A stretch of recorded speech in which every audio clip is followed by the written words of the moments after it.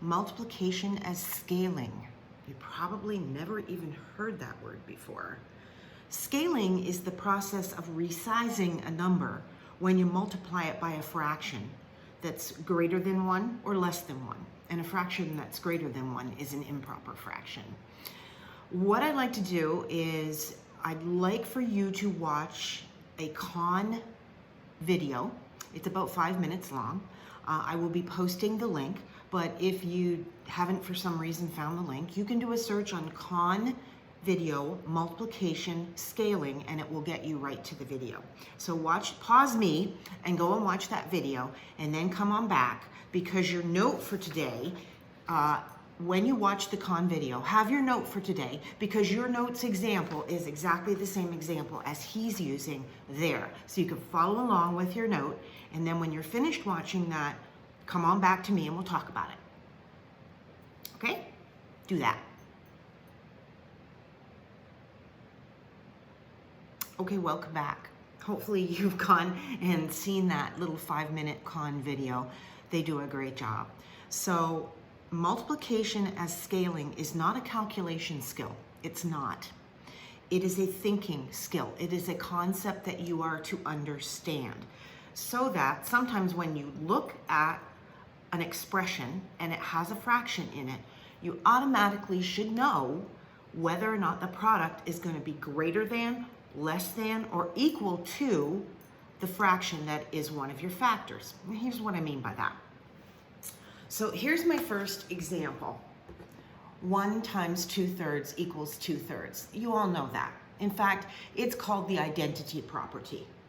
Anything, any factor multiplied by 1 is equal to that same factor. And that's a concept that you learned in 1st and 2nd grade, okay?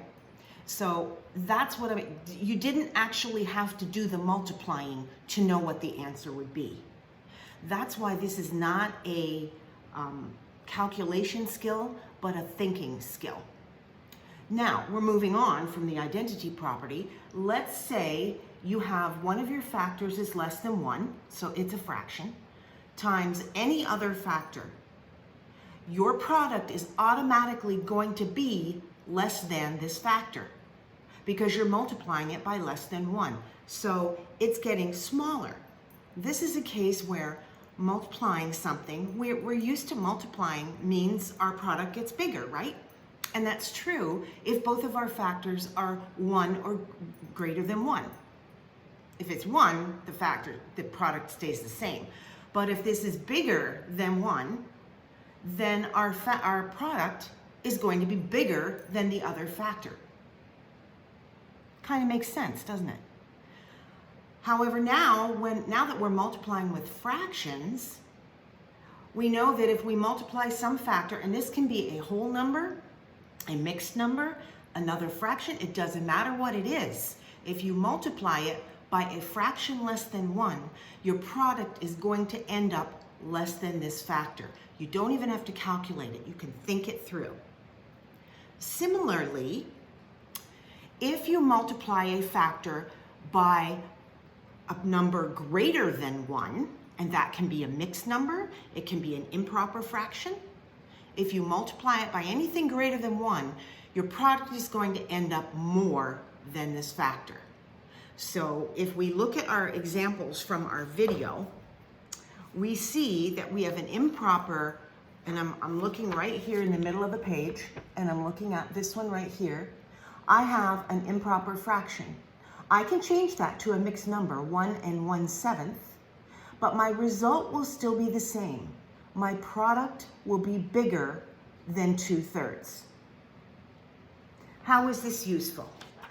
It is absolutely very useful, because sometimes you will be faced with a lot of different calculations, and rather than sit down and spend a lot of time calculating out to get an idea of where your product is going to be, if you understand the concept of multiplication as resizing a number, then you'll know that your product should be less than what you started with if you multiplied it by a fraction.